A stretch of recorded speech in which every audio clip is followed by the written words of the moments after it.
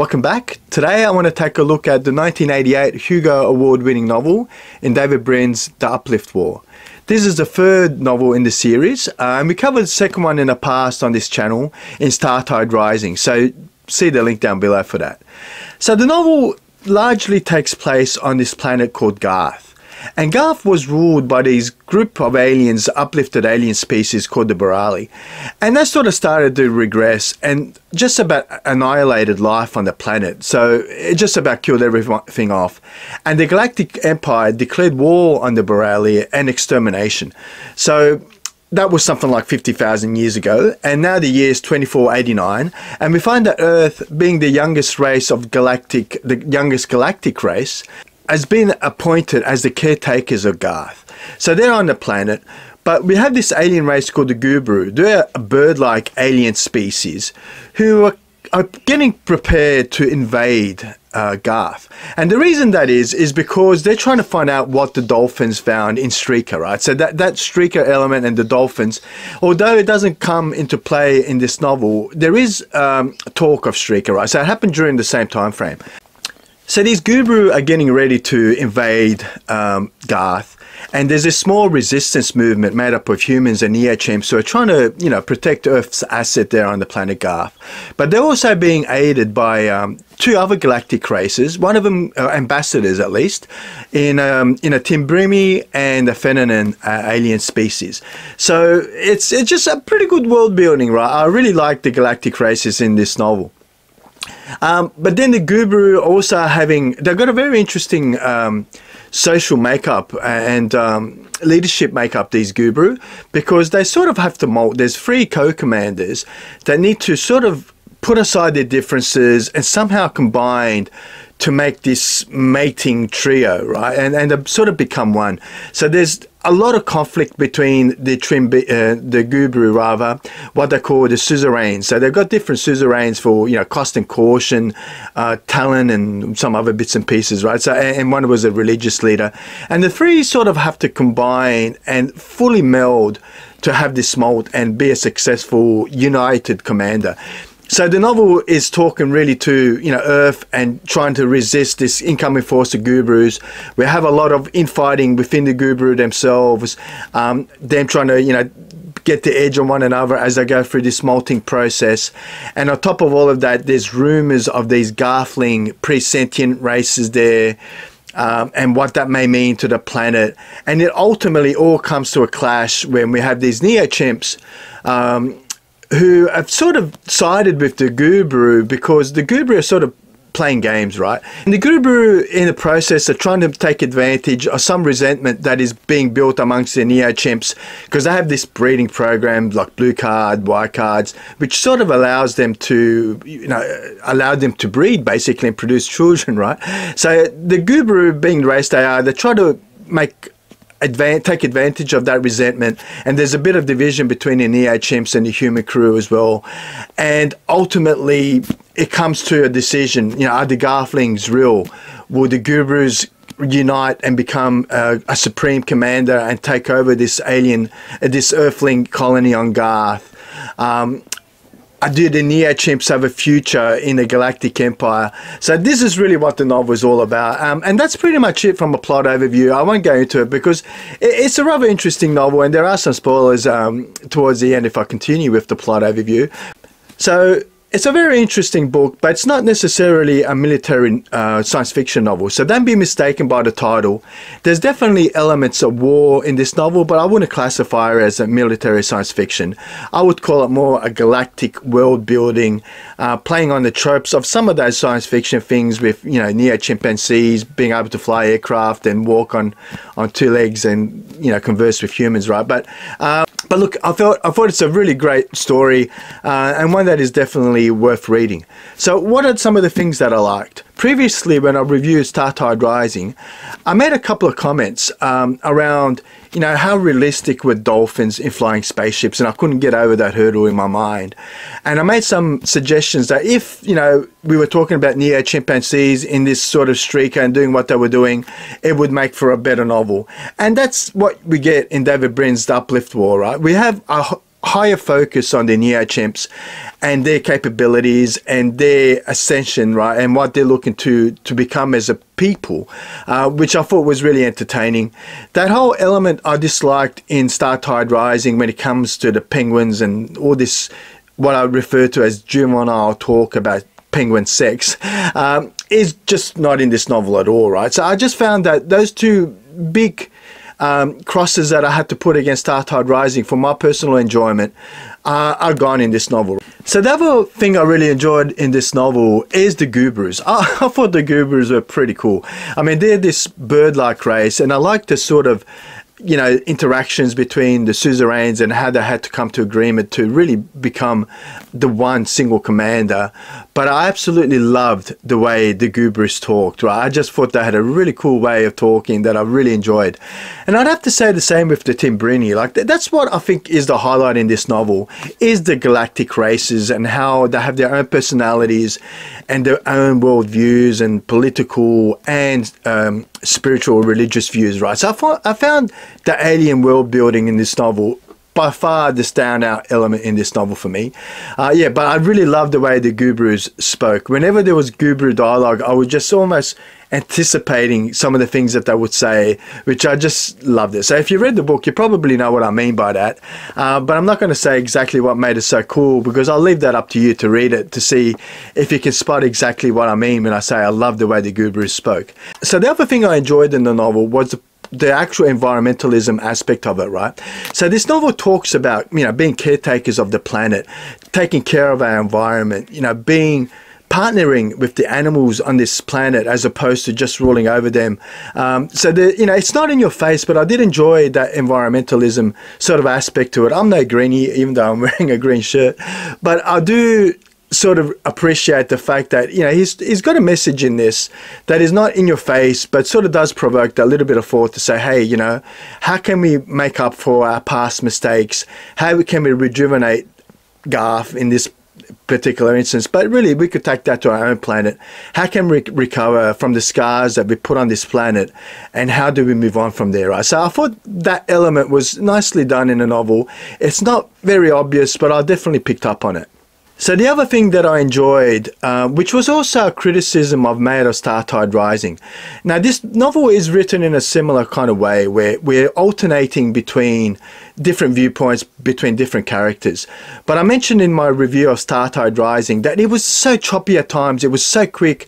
You know, you'd go 1 or 2 paragraphs and you'd have a different person's point of view, which made it a little bit distracting towards the end. I'd have to say that that has improved in this novel. We still get that different point of view between the chapters, but, you know, I think it's a little bit better paced. It's a little bit less choppy and a little bit more enjoyable for me. So some of the things that I didn't quite enjoy in the novel, look, it's not, I preferred that over Startide Rising, right? So already some of the criticisms I've had of Startide, I think this book overcomes, at least in my opinion. I know there are people that would feel differently, but I feel this is a better of the 2 novels on the Hugo and Nebula award-winning ladder. Now, I still found it a little bit padded out though. It's not excessively, I didn't find it dragging quite as much as it did in Startide Rising, at least I didn't. But I still felt it was a little bit repetitious at times. Like, you know, you're reading through a passage and you think, well, you've just told me this in the last chapter. It wasn't that long ago. My memory, don't have that much of a short-sighted memory that I've forgotten what you've told me literally a couple of minutes back. So I found there was a little element of that in the novel. It was still a little bit stretched out. The novel is, you know, 630 pages. I'd have to say that, you know, a 450, 500 page novel is all that this needed to be, right? But like I said, I do want to stress, it wasn't as bad as I found it to be in Startide Rising, but there is still an element of that. I still think it's a little bit padded out and a little bit repetitious at times. Now, the other thing that I would say is an observation more than it is a criticism, is that I really don't consider this a sequel to the Startide Rising. I'm not quite sure if it was ever marketed as a sequel, but I really can't call it a sequel. I'd have to say it's just the 3rd book in this universe of Uplift that David Brin has written. So keep that, you know, wide eyes open. We're coming in, right? Don't expect that you're going to see a whole lot of dolphins, and you're going to find out what happened to Streaker and the progenitors, and what happened to the cadaver that they found, cadaver, whatever, and see what actually happens there, right? Because it's really not that. So, you know, you might be disappointed thinking you're coming in to see a sequel and follow up on the dolphins. It's definitely not that. Now, the memory test. I enjoyed this novel, and I think I made mention of it when I did Startide Rising as well, that the uplift process for me is a very, you know, unforgettable sort of experience for me. I've never forgotten it, which is sort of the same memory test I put to this book. But what I would have to say, although I enjoyed this novel more than I did Startide Rising, it wasn't as memorable as those flying dolphins, right? Those dolphins, for me, just, like, it was almost shocking in the sense that I thought, you know, really, dolphins? I can't imagine this. And I was never able to forget the dolphin crew of Streaker, right? But the plot and the characters were pretty much forgettable for me. But with the Uplift War, really the only thing I remember when I read this book, it was shortly after I read Startide Rising. I actually think I read them back to back.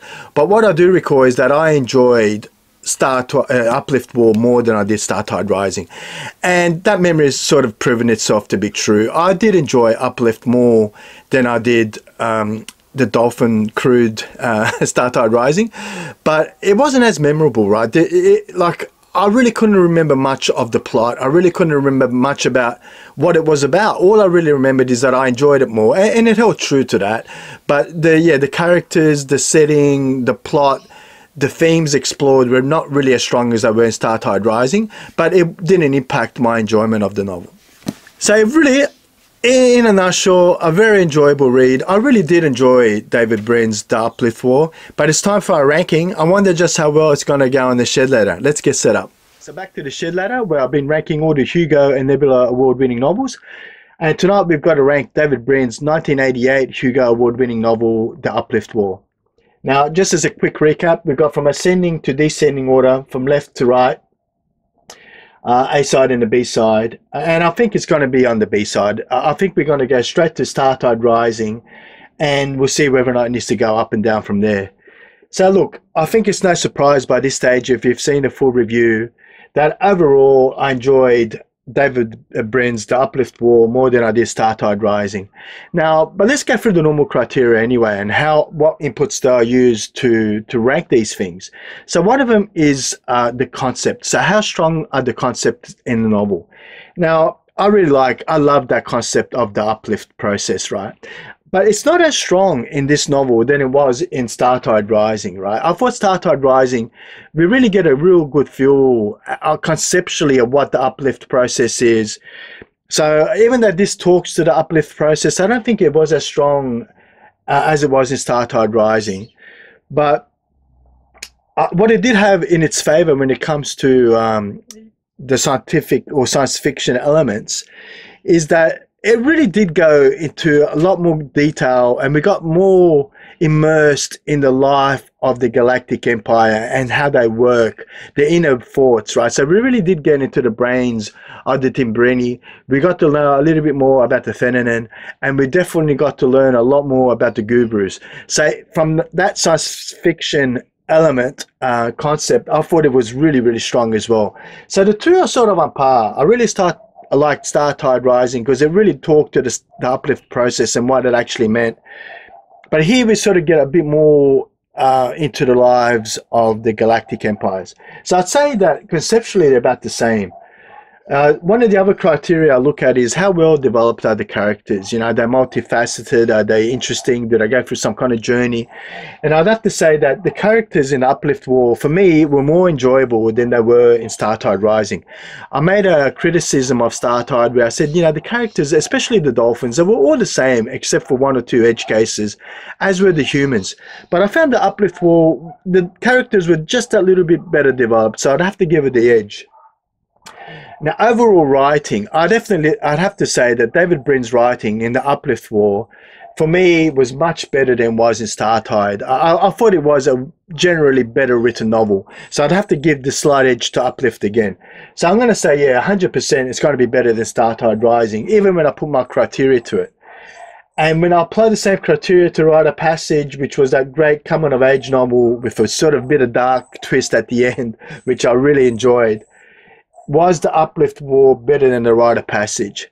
Um, and I'd have to say that, you know, conceptually, I don't think it was. I really loved, you know, Alex Ipanian's Rite of Passage, and I think the writing was much better. So I'd have to say no. I think we're going to go as far as saying it sits just above Star Tide Rising. Again, I say this all the time, and I'm never going to stop saying it because I really do love and enjoy every single one of these books. The Uplift War, again, a very enjoyable read. I really did enjoy it. I remember reading the last couple of pages, putting the book down, and I had a big smile on my face. I thought, yeah, that's a pretty cool novel. I'm glad I revisited it. So, yep, that's where we stand today, and I'm glad you could join me once again in the Sci-Fi Shed, and I'll see you next time in this shed.